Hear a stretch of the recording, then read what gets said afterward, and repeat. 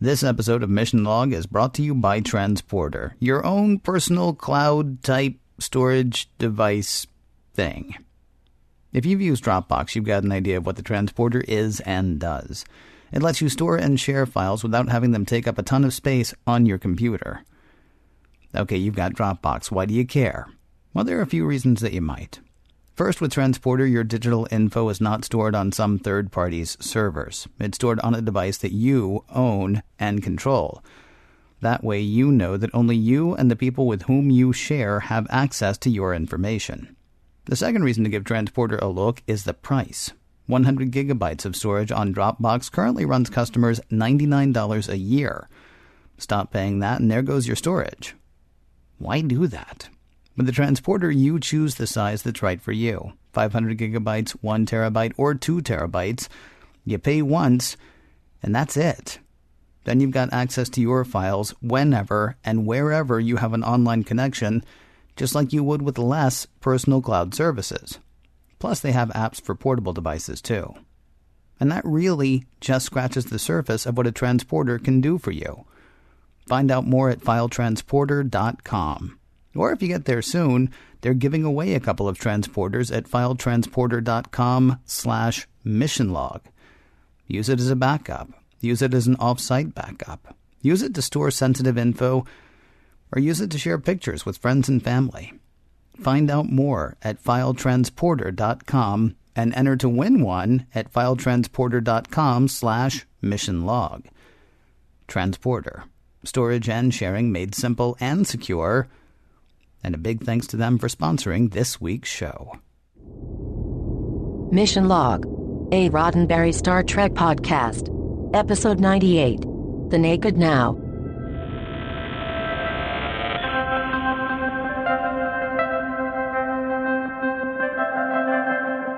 Welcome. Hello from Mission Log, a Roddenberry Star Trek podcast. I'm Ken Ray. And I'm John Champion. Ken, please tell me you're not going to do the drunk act all the way through this episode. No, John, I am not going to act drunk all the way through the episode because acting drunk is hard to do. Being drunk, much easier. And I guess that sums up today's show. Today we are doing The Naked Now, not to be confused with The Naked Time from the original series. Please do not confuse those two shows. It would be difficult to confuse those two shows. Yes, well, different actors. That's all I'm saying. Different actors, different set. I don't know what you were thinking. Well, our listeners may have different ideas, so if they do, as always, they can get in touch with us. We would love to hear from you. There are a plethora of ways to do that: Facebook, Skype, and Twitter. And all three of those locations, our handle is commonly Mission Log Pod. That's Mission Log POD. Or you can call us 323-522-5641. You can email us, missionlog@roddenberry.com. And we have a really, really nice home on the internet, missionlogpodcast.com, as well as trekmovie.com. Remember, we may use your comments on an upcoming episode of Mission Log. You know, it's exciting when you come across an episode that is so completely new, that is so completely different, that is so completely unlike anything you've ever seen before. The wealth of trivia tied to such a thing must be stellar. John Champion, won't you please present trivia to us? Ken, you got your hopes up, and then everybody in the audience's hopes up about the wealth of new and different trivia with this new and different episode. Well, I have just a few tidbits to share before we get into the story. Today's episode, The Naked Now, the story is credited to John D.F. Black, who we remember was a producer on the original series, and to J. Michael Bingham. Wait, that's kind of a weird name. Do you have any idea, any guess who J. Michael Bingham might be, Ken? Was he the publisher of the Daily Bugle? So close. Is actually a pseudonym for D.C. Fontana. Oh, okay. Yeah. She's got another one to add into the list, along with Michael Richards, who is not the Michael Richards that you were thinking of. But yeah, that is D.C. Fontana. So we do have original Star Trek writers who wrote this new Star Trek episode for The Next Generation. And yeah, this is considered by them and by Gene Roddenberry and by Bob Justman as an homage to The Naked Time. And yes, by saying that, I'm saying that everyone at the time was aware of the similarities. Gene thought that it was a good way to introduce more complexity to the characters in shorthand. We've only gotten to know these characters in one feature-length episode, Encounter at Farpoint, as we reviewed last week. And in order to sort of fast forward through a lot of information about these characters, this is the shorthand intended to do that. You want to get to know somebody, get them drunk. Right. Well, we have some discussion about that in our further discussion in today's show. Yeah. So another little thing used from previous Star Trek here, the other ship that we get to know in the story, the USS Tsiolkovsky, is actually a reuse of the model of the USS Grissom from Star Trek III. As we know, it met an unfortunate end, but here, fortunately, we get to reuse that model and see that ship again. Interestingly enough, I like to point out every now and then if we have an interesting name of a ship, where did that come from? Well, Konstantin Tsiolkovsky was a Russian rocket scientist. So this seems like a very appropriate name for that ship. And by the way, the dedication plaque, which is barely seen in there, actually is in Cyrillic. So I thought that was kind of neat. Although apparently, and please correct me if I'm wrong here, apparently there is reference to the USSR on that plaque, which would not have certainly existed by then because, well, it doesn't exist now. We do want to mention Sarah McDougal, the chief engineer in this episode. Please, Ken, don't get used to her. She was played by Brooke Bundy, and this was Brooke Bundy's and therefore Sarah McDougal's only appearance in Star Trek. But the actor, Brooke Bundy, did appear with a few other Star Trek alumni. She appeared with Walter Koenig in an episode of Gidget, and she appeared in Mission Impossible alongside Leonard Nimoy. It really is too bad, too, that she doesn't make it past this episode. Although, of course, if she had not been gone in episode 2, we wouldn't have had from, episode 3 on, Chief Engineer Shimoda. Right.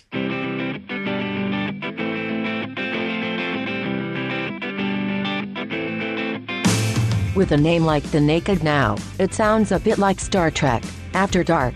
If you know what I mean. If you don't know what I mean, it sounds like Star Trek, Grown Up Time.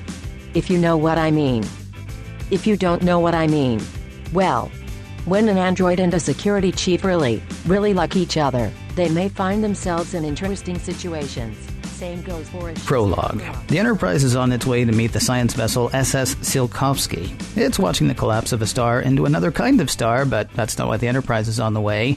The Tsiolkovsky has been sending some crazy messages, including the last one that starts with what sounds like people having a wild party and ending with the bridge blowing the escape hatch. Riker, Data, Yar, and LaForge beam over. It looks like the Tsiolkovsky crew was having a wild party, except for all the people frozen to death in various places. One falls out of a shower and topples over onto Geordi as he's looking around. Well, that probably won't matter, except for the ick factor. Riker calls over and confirms the worst for Picard. All 80 members of the Tsiolkovsky crew are dead. Act 1. Dr. Crusher can find nothing in the medical records of the Tsiolkovsky indicating any illness. They decide to go ahead and beam the away team back, but set the transporter to maximum decontamination and keep a close eye on all of them. LaForge is sweaty and surly during his examination, and Crusher decides to keep him in sickbay for observation. That'll be good, until she turns her back. Geordi takes off his communicator and wanders away. She calls security, and they are on the lookout.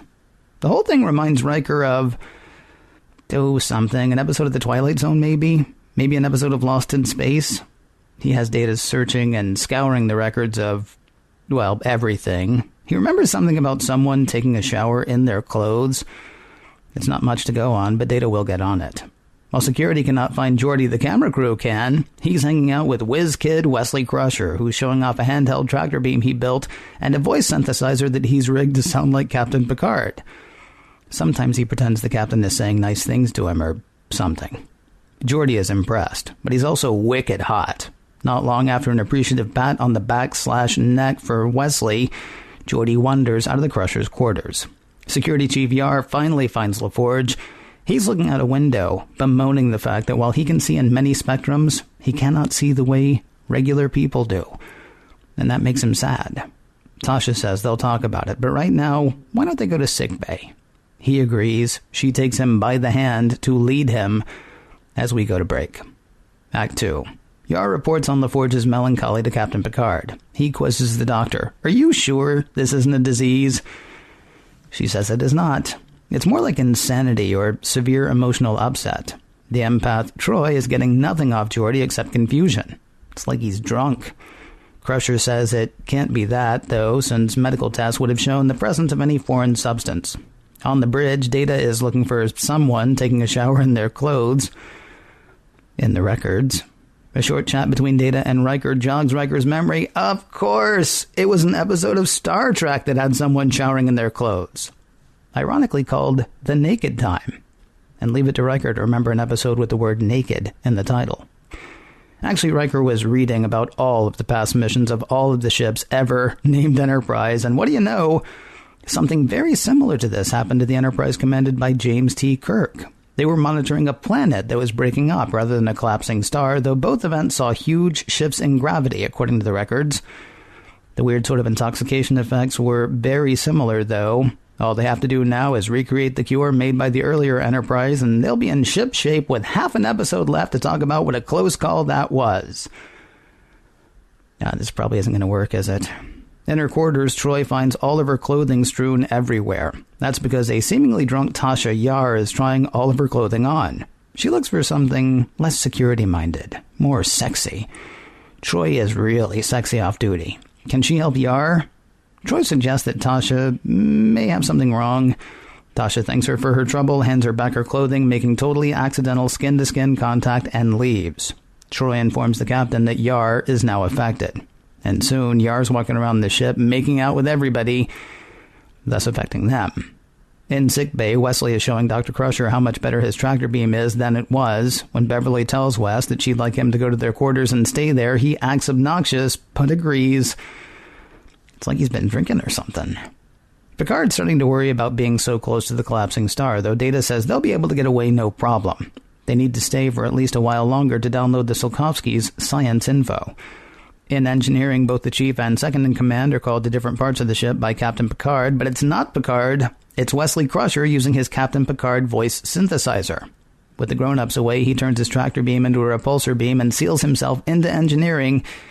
Then he uses the Captain Picard voice synthesizer to have Picard announce that control of the Enterprise has been turned over to acting Captain Wesley Crusher.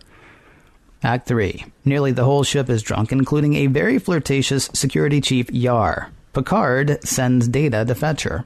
It turns out that Data is not immune to some of the sorts of things that affect humans. For example, Yar is... well, she's wearing this... Okay, remember how amorous she was feeling earlier? Yeah, could she and Data? Well, yes, as a matter of fact, they could. Down in engineering, Riker and the chief engineer are trying to get Wesley out of engineering. Troy comes in to distract Riker. Bill Riker. He takes her to sickbay, where Dr. Crusher has completed the intoxicant's counteragent. Surprise, surprise, it does not work, and everybody's getting more drunk. Dr. Crusher has figured out whatever it is passed by touch, but Riker touched Troy, then he touched her. The doctor wants to quarantine Riker, but he has to keep working or they will all die. Act 4. Picard tries reasoning with the drunk Wesley Crusher. No good, though. Wes will go ahead and do what the captain wants. Well, part of it. He'll lock a tractor beam onto Tsiolkovsky, not release control of the Enterprise. Things are getting more perilous, though. The star the Tsiolkovsky was studying is about to collapse. Like right now. And when it does, it'll kick off stellar matter. If that hits the Enterprise... no more Enterprise. Almost everyone is working drunk at this point. Dr. Crusher, Riker, even Data. He's more human than people realize. The captain is soon affected. He's hot for Crusher, she's hot for him, but they have to power through. The engineering chief and Lieutenant Worf appear to be the only crew members not affected, though Riker's playing through pretty well.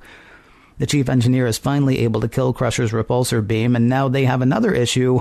A drunk engineer, Shimoda, has pulled out all of the ship's control chips for an impromptu game of Jenga.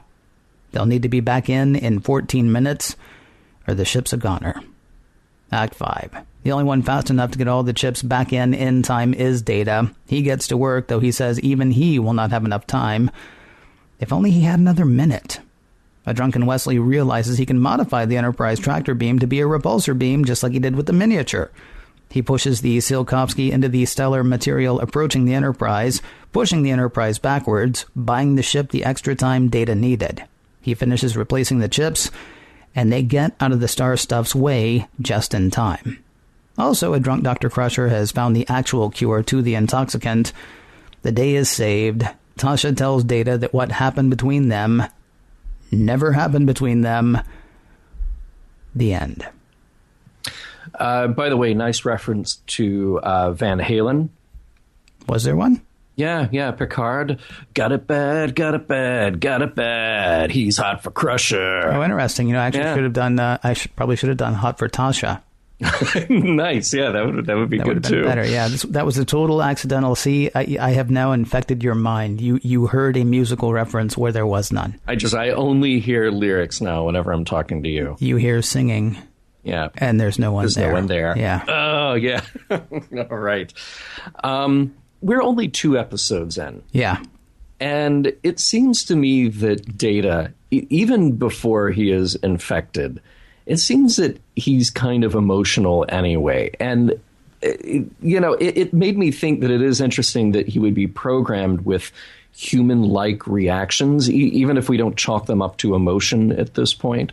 Mm-hmm. And also very interesting that he would be fully functional. Because then I thought, well, what really is the point of that? Why would you, of all the things that you're making in an android, okay, maybe you want it to have some kind of emotional response because you want people to interact with it, mm-hmm. And maybe get just on the other side of that uncanny valley. But his being fully functional, way uncanny. Way uncanny. Well, I mean, here's the thing. We know from the first episode that he wants to be more human. I mean, Riker, jokingly referred to him as Pinocchio at one point. Mm-hmm. What we mm-hmm. don't know is whether this is something that's been programmed into him or if this is just something because of his, really incredibly cool robotic brain that he's now walking around realizing as far as everybody else that he encounters, there's something missing. And so he wants to be more like that. The fully functional aspect would make one wonder whether the mystery person who made Data was actually trying to make him not necessarily a replacement for humans, but equal to humans in every way. We don't know yet, though. And honestly, I don't remember. It's been so long since we did those episodes, or since I watched those episodes, that I don't remember now. So it'll be kind of interesting to find out. But in the meantime, what I don't remember is when exactly he got touched by anyone to be affected, because he shows up in Tasha's quarters and she's like, I'm good to go. And he's like, oh, well, you know what? So am I. And I don't think she actually touched him at that point. I think it's just sort of like, we may have learned more about Data than we did anybody else in this episode. Yeah. I know it is interesting. They start the touching very soon after. Yeah. But maybe curiosity is just Data's overriding program. Well, or maybe he's a lightweight, although not nearly the lightweight that Shimoda is, because can we talk about his poor decision-making skills, right? So Wesley goes into engineer, well, he plays his little voice synthesizer thing and, calls Chief Engineer What's-Her-Name away. Yeah, and McDougal. Then McDougal, well, sure, if you say so. I'll try to remember. I'll tell you what. If she sticks around, then I'll bother remembering her name. Okay, there you go. So he calls Chief Engineer What's-Her-Name away, and then he also calls second in command in engineering Shimoda away. And why I remember his name, he was actually sort of a more important part of the episode, I think. I don't know. Anyway, he calls Shimoda away as well, and Shimoda, who I don't even remember if Wesley has shaken hands with him or anything yet.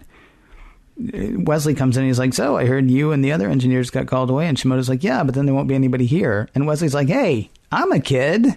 Leave me in charge of engineering. Right. And Shimoda's like, well, that's a good idea, Wesley. Yes. If anything goes, I'm not even going to instruct you. Look how smart you are. I'm just going to, good idea, Wes. Bye. And then I know he did touch him somewhere along the way, because when Shimoda comes back, he is decidedly drunk or decidedly intoxicated or decidedly affected. Not just sort of the poor decision-making skills he had shown earlier of, leaving a kid who's not even an ensign at that point.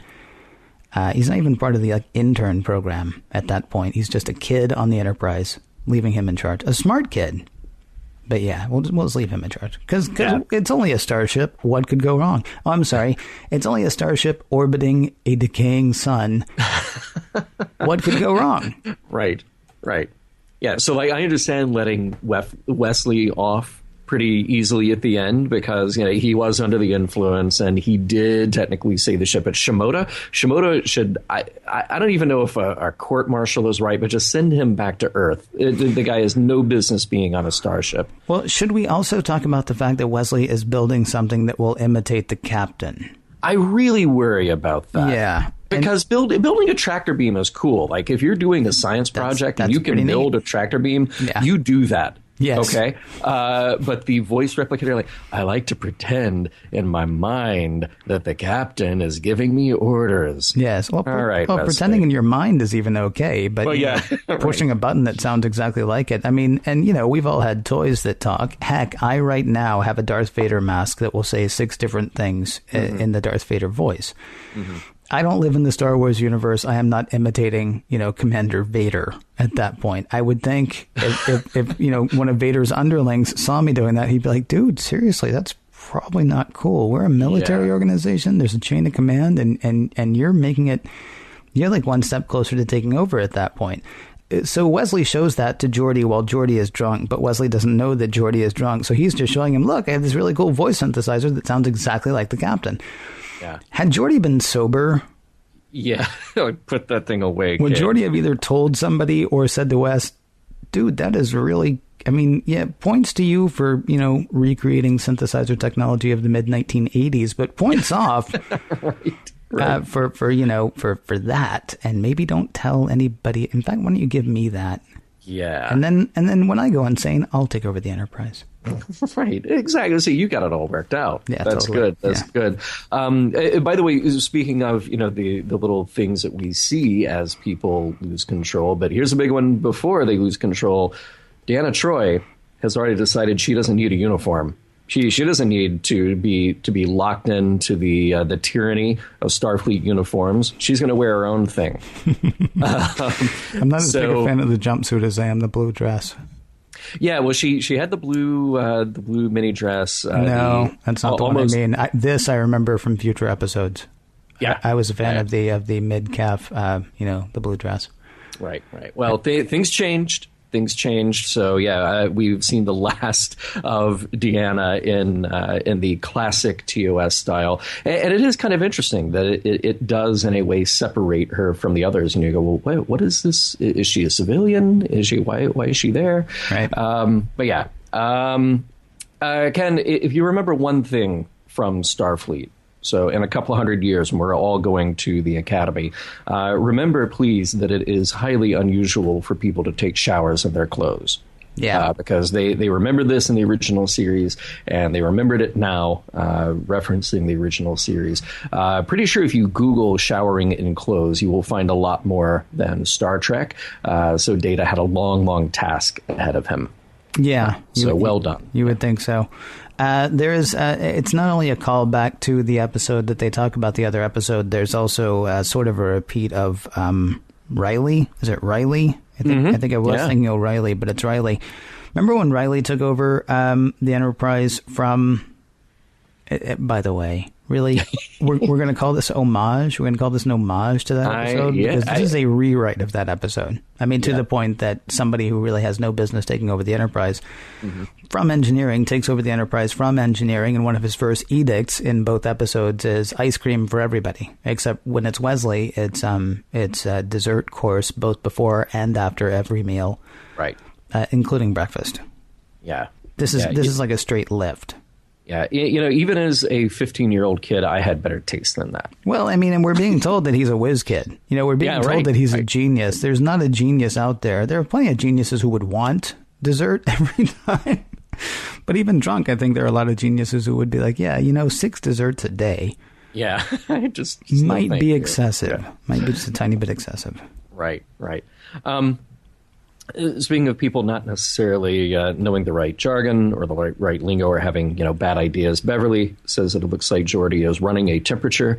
I certainly hope that he has a temperature. Now, whether or not he is feverish would be another thing. Wow. Really, dude? It's one of those things that drives me crazy, okay? Yeah, all right. So I share it with you and the rest of our audience. Yeah.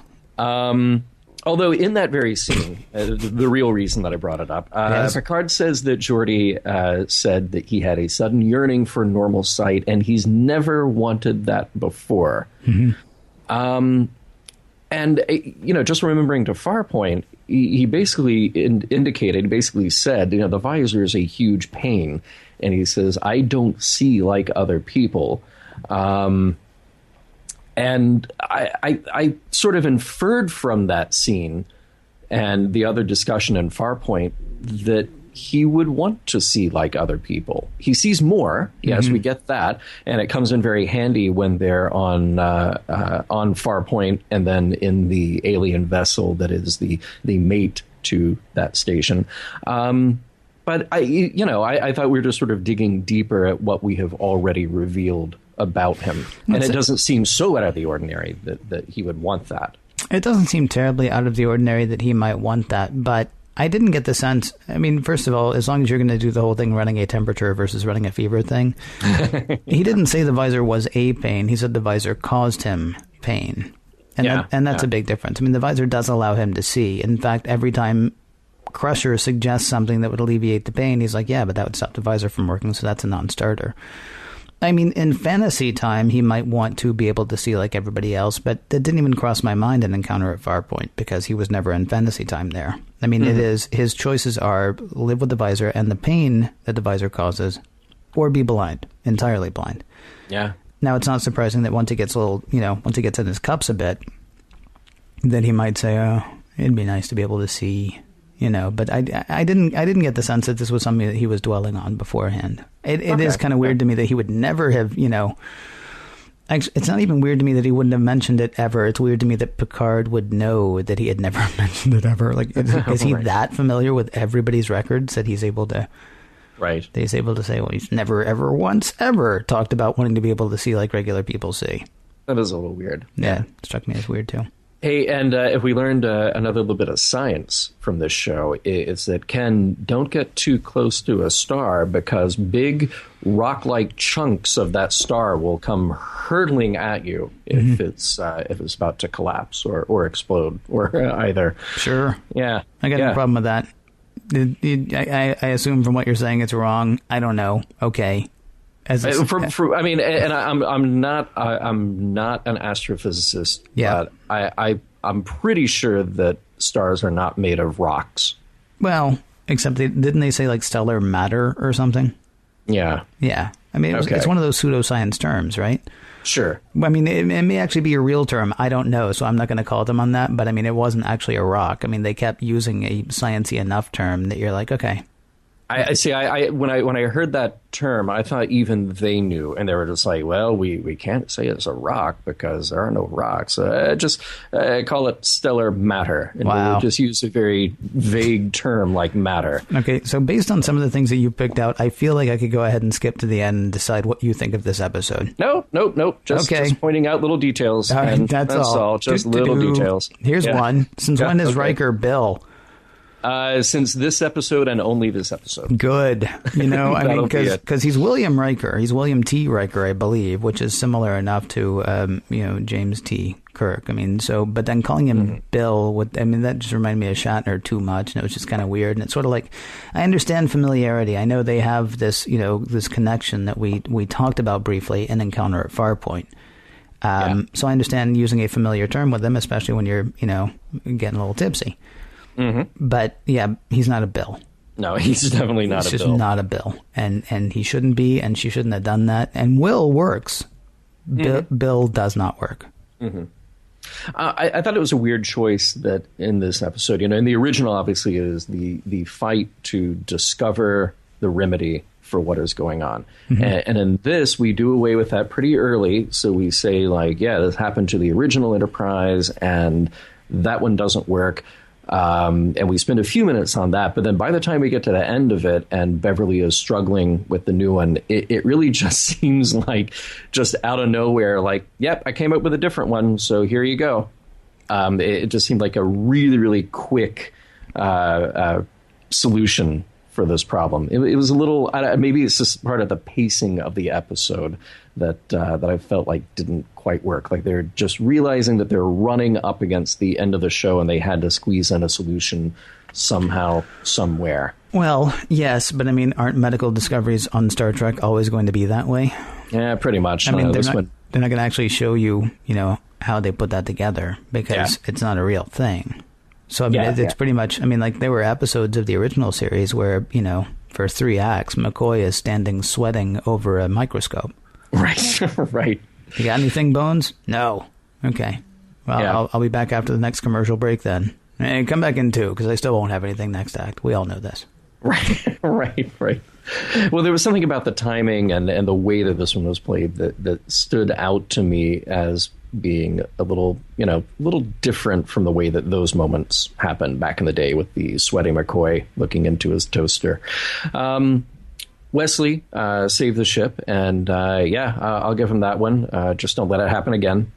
Yeah, and the end of the episode, I still, there's something about that line, like, let's go to our next job, as the end of a show that kind of, I think in writing terms doesn't work for me. I would have been almost okay ending it with Picard saying, I think we have a fine crew. Okay, cool. Then I know you're coming back next week, and I know that we've gotten through this one, but I don't need you to tell me that you're going on to your next job. It feels like you're just punching in at the, the time card at that point. It really is over-explaining at that point. You're right. It seems unlikely that next week's episode is going to begin Captain's log. We've been sitting exactly where we were for like a week now because right. Do we have another job? Are we doing a thing? What? Yeah, we just sit here and wait.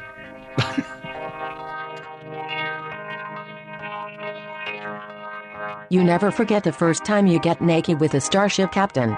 But can that magic be captured a second time?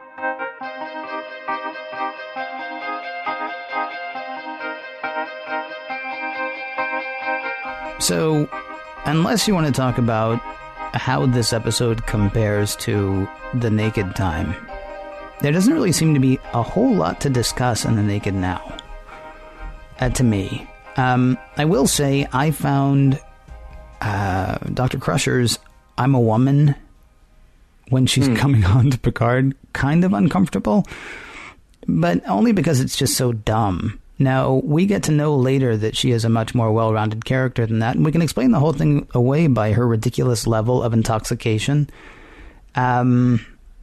If she had uttered anything like that line sober, I would have had like a serious problem with it.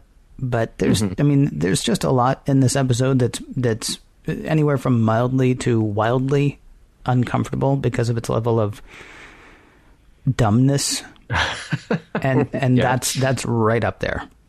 Yeah.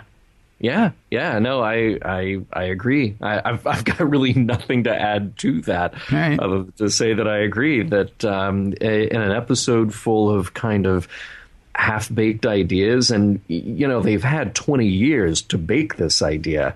Yeah, it seems like a very odd and very poor choice. Well, is there? Well, we can get into that part in a moment. But I mean, was there a need? Was there a rush, Mr. Trivia, to have a number of scripts on the table very quickly? I mean, is it possible that this was just like, how many do we have? How many do we need? Right. Can you polish one up? Because this really did feel like that. There's another part that probably should go on the wrap up, but I will go ahead and say it. The one thing about this is it definitely, it staples down that this Enterprise and the last Enterprise were in the same galaxy. that they were in the same timeline, that they were in the same, Oh, sure. that they inhabit the same world. The fact that we're referencing James T. Kirk, for people who missed Encounter at Farpoint, who didn't see Bones wandering around, I mean, this does a callback. It's something that in remakes can often be uncomfortable, and if it keeps happening, like every episode, they're like, oh, this is like that time Mr. Spock, the famous Mr. Spock, who also used to be on Star Trek, just like we are. I mean, if that kind of thing happens, then it gets really old really quickly. But I mean, it does sort of put a tack in to say, oh yeah, same kinds of things. It's different, but we're still your guys. So yeah. Well, and by the way, just to go back to what you mentioned, there was a writer's strike in 1986.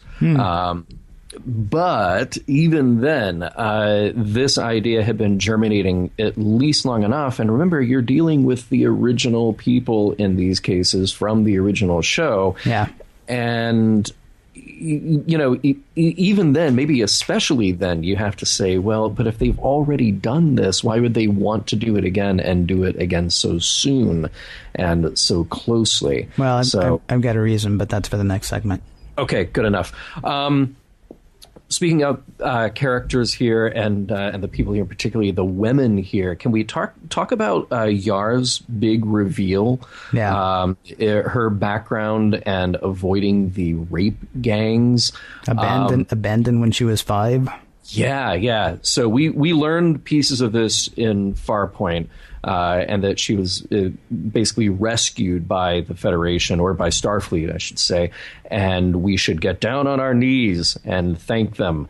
And boy, this just raised so many more questions for me than it answered. Where was this place, and did the Federation go in and save everyone? Did Starfleet go in and save everyone? Was it beyond saving? What in the hell was going on there? This is really troublesome stuff. This is really incredibly dark about that future. See, what's interesting to me is you say that the Starfleet saved her. I did not get the sense that there was an extraction team and that Starfleet came in and actually picked her up. I sort of got the Starfleet saved her in the way that the Salvation Army saves people, or in the way that the church saves people, or in the way that the army turns troubled youth around, in the opinions of some people.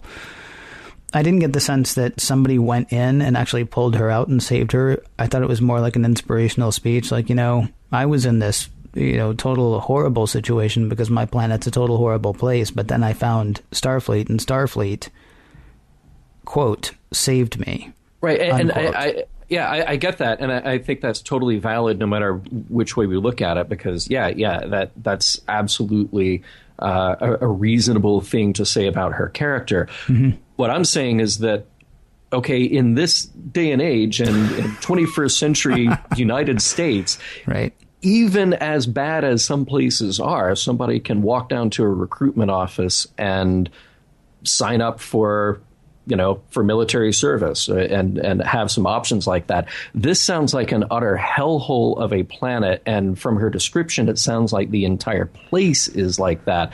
And I'm picturing, okay, if there is one little Starfleet recruitment office way out in the middle of nowhere on this planet, surrounded constantly by armed guards, because, for God's sake, there are rape gangs everywhere, apparently. Yes. And this sounds awful. This sounds like, even if she wanted that, even if she somehow got the knowledge that there is this thing called Starfleet that you can join and take you away from this hellhole planet where you live, mm-hmm. What even is the opportunity to go do that? Yeah. And at such a young age. And the whole thing kind of blew my mind. I remember pieces of her background story from originally watching Next Gen. But for some reason, this really stuck out to me again in this episode, because it is such a dark place that we talk about. And I guess you and I, for the last couple of years, we've been talking about what are the pieces of this future that the Federation and that Starfleet helps to build. Mm-hmm. And here I am now picturing this awful, awful place where a child has such a miserable existence. It seems like from a humanitarian end, that has got to be first and foremost the place that Starfleet goes in to save. And maybe it is truly, truly saving it in the sense that I originally discussed, as opposed to just her like finding out, oh, there's a recruitment office down the road, you should go check them out. Where is the prime directive in your argument?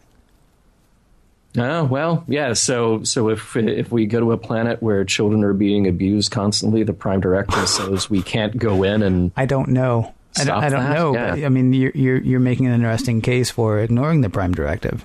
I mean, and certainly that's something that Kirk would have done. Mm-hmm. But you know, it's 80 years later. And maybe we're a much more enlightened society now that will let other societies grind themselves into the rocks.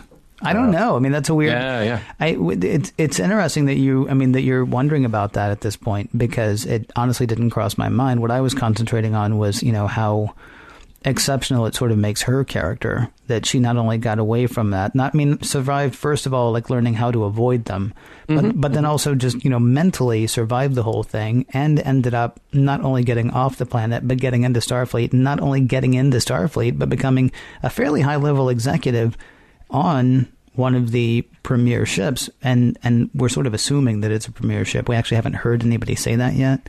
Right. But you know, based on the fact that the first Enterprise was a premier ship and that we're following this one around, I think the viewer kind of assumes that this is one of the best ships in the fleet. Right. Although it does have a brand new captain with a brand new crew, and it's a brand new ship, so who knows? This could be like that. This could be the B arc for all that we know. There you go. I mean, the questions that you raise about her homeworld are interesting. I think I was more, you know, concentrating on what it said about her character herself. And I'm really looking forward to seeing, you know, how that plays out over the course of however many seasons she's around. I will say there was one thing that amused me in this episode. There was an interesting dissection of the chain of command between Picard and Crusher. Young Wesley Crusher, excuse me, not Dr. Crusher. Yeah. Where Picard says, "This is my ship and I got stuff to do." And he's like, "Yeah, you know, funny thing. It may be your ship, but you don't actually do anything. You tell people what to do, and they do what you say. So here's a fun idea. Why don't you tell me what to tell people what to do, and we'll do that." Kid's got a point. Yeah, well, I mean, we talked a few times in the original series about how tenuous the chain of command is. And you know, Picard goes ahead and continues. Actually, he doesn't get to continue arguing with Wesley because Wesley weasels out of him what it is he wants to do, and then Wes is like, "I'm on it." I mean, because I would think that if they're going to continue having that argument, that, you know, what Crusher could say is, well, you actually tell people what to do and then they do it, so you don't really do anything. I could see Picard going, shh,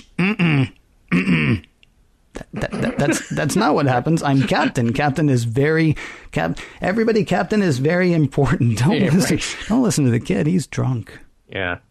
Speaking of drunk, as the people in this episode kind of behave that way, the whole thing, I thought, kind of made me sad about this future, at least in this very brief, 2-episode stint that we've had of Star Trek: The Next Generation. Yeah. Because they don't know what a wild party is. They don't seemingly know when to turn off business mode and go into relaxed, even business casual mode, Ken. I don't know. Did you see all the clothes that Troy has? She's got a ton of clothes. Yeah. All hidden away in the closet. And apparently they're all super sexy when she's off duty, according to Tasha Yar. Yeah. So, I mean, they may actually know. It's just, we haven't seen that yet. Yeah. It just seems, I realize that everybody has the mask that they wear when they're at work, and then the one that you wear when you're with family or friends, and then the one that you wear when you're at that wild party. Mm-hmm. And maybe it's just because this crew is entirely new and there's a certain formality that they have, but the formality is really high to show the contrast of what happens when they totally lose their minds. Yeah. This was not a worry, by the way, in the 23rd century, because we know that James T. Kirk really tore it up at the science department Christmas party. Well, except you remember how uncomfortable he was afterwards. This actually was a worry. Yeah, after the fact, yeah. But right. He was there. And he was there of his own volition. Yeah. And like, this was an expected thing. So I feel like this, man, it just seems so stiff. You think about this idea that people say, well, maybe we've had a bit too much to drink. Either you are not acting like yourself or you're acting exactly like yourself, but you're an uninhibited version of yourself. In vino veritas. Right. And it made me think, wow, this crew, what we know of them so far, they are so incredibly businesslike and repressed and very stiff that maybe they need this. Maybe they need this more often. Well, I mean, one does get the impression that, I mean, one of the problems with shows like this is you never know exactly how much time has passed from one episode to another, right? Unless you figure out the star date, which I'm no good at. So we do still get the sense in this episode that they are still a new crew from Picard's last line, right? His whole... Oh, sure. Oh, sure. As long as we stop getting drunk, yeah, we may actually have something here. I will say what they should think about is maybe like some kind of bar for the ship. If they could maybe open one of those, that might solve a lot of problems. Maybe it would.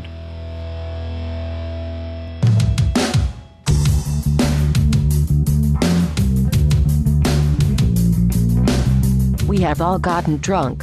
Some of us have frozen to death. Some of us have showered in our clothing. And some of us have done it. The real question now, what have we learned?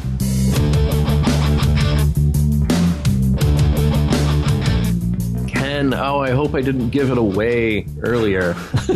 but now, for now in our show, we get to talk about whether the episode holds up and if it really has any meaning beyond just sort of the surface of what we're given on screen here. So, Ken, I'll ask you if The Naked Now holds up as an episode. Does The Naked Now hold up as an episode?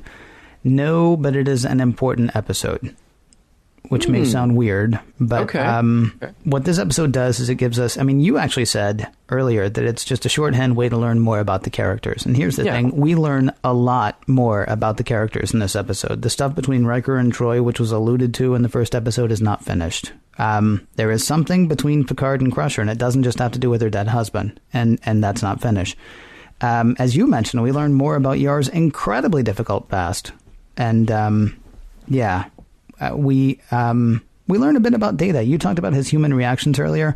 I actually love the sideways glance that Data gives Picard when he tells Crusher that he's got the cure. And she says, "Are you sure this will work, Captain?" And he says, "Absolutely." And Data gives him a sideways look. And you know that has gotta sit weird with the super advanced android, right? I mean, to say anything is absolute that you don't know for certain is absolute, but he doesn't make a big deal of it. It's not like the other times, like, why would you look for a needle in a haystack or anything like that? It's just the captain says, "Oh, this will absolutely work." And there's just a look on Data's face like, I'm not so sure. Well, there's moments like that I thought were really interesting because as far as we know, Data does not have emotions, but so then that is a programmed reaction, but it's a programmed reaction to something that Data processes as probably completely inaccurate. Well, you know? Okay, but here's the thing. We don't know enough about Data yet to know whether that's a programmed reaction by someone else or if that's just his own programming evolving. I mean, again, he's trying to teach himself to whistle in a counter at Farpoint. My assumption is he was not programmed to always be trying to teach himself how to whistle but never actually achieve it. I mean, this is a character that is learning, or is trying to learn anyway, or at least is presenting the image of trying to learn. And I would imagine at some point we're going to get back into the whole discussion of the difference between, somebody thinking and somebody thinking they're thinking, and is there a difference between those two things and then a robot, making us think that it's thinking, but we got plenty of time to get to that. We learn a lot about Wesley in this episode. He really is a whiz kid. He has acted or written like a dolt sometimes, but he can see complex problems in his head and solve them in his head. Stuff that Chief Engineer What's-Her-Name says would take weeks to do. I mean, she says that it would take weeks to reprogram all that. And he's like, no, just see it in your head. And he sits down and does it. Still drunk, by the way. We do learn, again, I mean, not only is there the whole thing about Data sort of looking askance at Picard, but we do learn that Data is more human than we had first realized. I mean, witness the fact that he is able to get drunk along with the rest of them. Yeah. Without even trying to. In all those ways, this episode actually is important. It's also bad. I mean, it's just, this episode could have worked, I think, 5 or 6 episodes in, because then we've gotten to know the characters. We've gotten to know how stodgy Picard can be. We've gotten to know how stiff Riker can be. We've gotten to see how, Yar is crazy rigid. I mean, we would get to see everybody sort of let down their guard after a little while, which is more interesting once you've gotten to know the characters a tiny bit than it is like the second episode. The second episode, I mean, you might have actually been afraid that they're going to do stupid stuff like this all the way through. I mean, it seems like bad placement. Now, that said, it's not like there aren't good things in it. Picard's attempt to reason with Wesley is funny, especially given his stated discomfort with children. Yes. Wesley! Wes. It really, right. It really is nice. And there's a little, change in his face. Some of his drunk acting is too over the top. Some of his drunk acting is really neat. All of it would have been better a year in, or even 6 months in, than it is right in this episode. Do you think this episode would work better for people who had never seen Star Trek, the original series? I mean, I think that is probably pretty clear. I mean, it would have been, you wouldn't have been sitting there going, oh, it was much better the last time they did it, or you wouldn't be sitting there thinking, oh, well, I've seen this, it's all been done, before. But I still think it would work better later in. Yeah. Because we don't have time to know whether this is weird yet. We don't have time to know whether this is how Picard would act, or how, Geordi would act, or anything. We don't have time to know these characters to then see how interesting it is to see them when they're drunk. Yeah. Yeah. Well, and that's pretty much where I'm on the same page with you here. This episode does not hold up, and certainly not as the second episode of The Next Generation. It's really unfortunate that somebody on the staff didn't just say, hey, this feels a little more like a copy than an homage, and maybe we could rewrite it. Maybe we could hand it to somebody who is not too steeped in Star Trek and just say, here, go watch the original and now read this script and change it. Just make it different enough, and maybe it would have been more satisfying for that. I agree with you. Character stuff is great. Patrick Stewart is wonderful throughout, because his drunk is a better playing drunk than the other people who are playing drunk. Most actors are terrible at acting drunk, unless you are, Dudley Moore or Peter O'Toole or Dean Martin. Or me at the beginning of this episode. Yeah, well, that was really. You'll probably be nominated for something. I'm like Dino 2 over here. Yes, right. But most actors are terrible at it, and then if you don't have a director who really knows how to rein that in, it just gets out of hand. And I felt like a lot of this was really watching the actors act in quotes and in big letters instead of just being those characters. And maybe, again, being that early on, we just didn't have enough time with those characters, and the actors didn't have enough time with the characters to make it work and really be truthful. In addition to Picard, I thought his stuff with Crusher was a really good and really important reveal about those characters, because boy, does it really temper what we learned about Picard bringing home the dead body of Wesley's father. Yeah. Then you introduce this idea that there has been a little personal tension there, little sexual tension. So, I thought that was a really nuanced way to weave all of that together. But as an episode, boy, is it disappointing. And boy, I wish they had not done this as their second episode. And even if they were going to do the new Enterprise crew gets drunk and gets out of control, they had just completely rewritten it. Yeah. Because the way this played out, it was too close, way, way too close. And sadly to me, that's the message. Really? Okay. Don't just rip off your own stuff. I mean, or if you do it, at least figure out exactly when you're going to do it. Figure out how you're going to present it.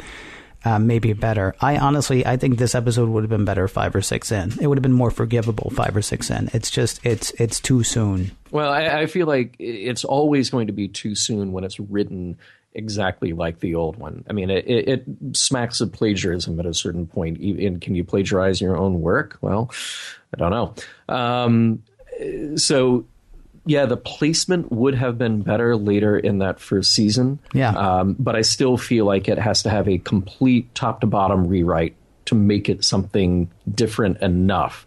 Because no matter what, if you've seen that original episode, you've already seen this. I do think there's a more bonk bonk on the head message or a you see Timmy moment. And that's Picard telling Wesley, you see, alcohol is bad. When you drink too much and you get out of control, well, you can't run a starship very well, now can you? Yeah, but that's just sort of like a PSA in the middle of it. I mean, this episode is not about the evils of alcohol because nobody even accidentally got drunk. They got sick. Yeah, but getting... I mean? They didn't go to a bar and then wake up, at 3 o'clock in the morning in the Philippines. Or, whatever the plot of The Hangover, that would have been a really one of those or something. Yeah. I mean, nobody started doing something that was potentially dangerous. Like there was an episode of Little House on the Prairie where the adopted brother got hooked on morphine. That was obviously an anti-drug episode for the time, right? Written into something completely out of context. This isn't even that because they didn't go to this planet and somebody was like, hey, try this. It's really good. I mean, This was just sort of like, hey, you're at work and now you're drunk and you didn't do anything. But you're right. In the middle of it, there was the message from Picard, like, remember, boys and girls, drinking is bad, even though you will, in fact, be able to save the day. Right. Well, no, but we do say that. I mean, this show is intended for an audience of adults, but it is also well aware that it has an audience of kids and probably teenage kids. And Wesley is the stand-in for those teenage kids. And you're saying, hey, look at you see all these adults acting crazy.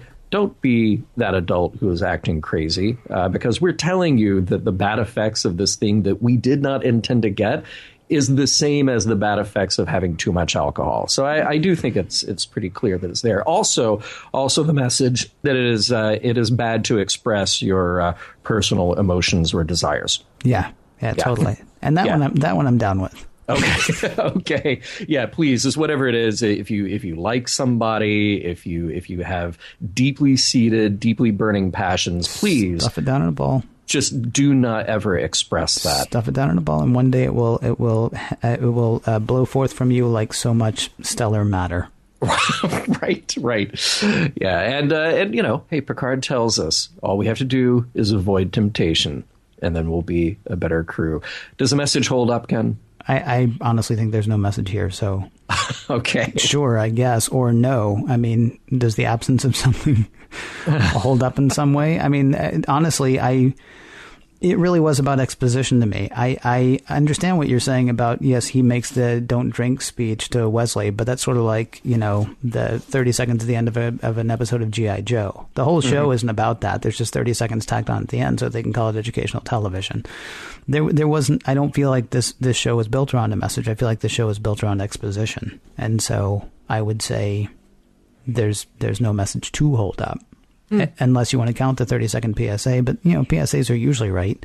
Yeah. But it's not like episodes that we did of the original series or even the animated series where the whole thing was pieces and parts of one bigger message at the end. Right. Well, except to hide your emotions and your desires. That. But I think that's a given. I think everybody knows that. So I'm not even gonna dignify that one. I mean, because to say anything about it would be to reveal feelings for it. And I've learned my lesson well. Don't do that. All right. Okay, next week we will be back with more Star Trek The Next Generation. It's episode 3, Code of Honor.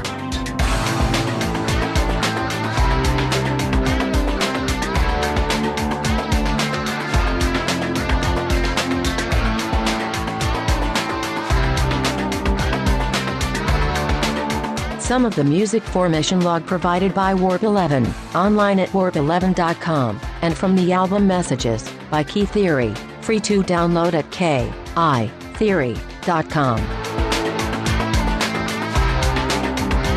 How can Data say he's fully functional? Seriously. He can't even whistle. End transmission.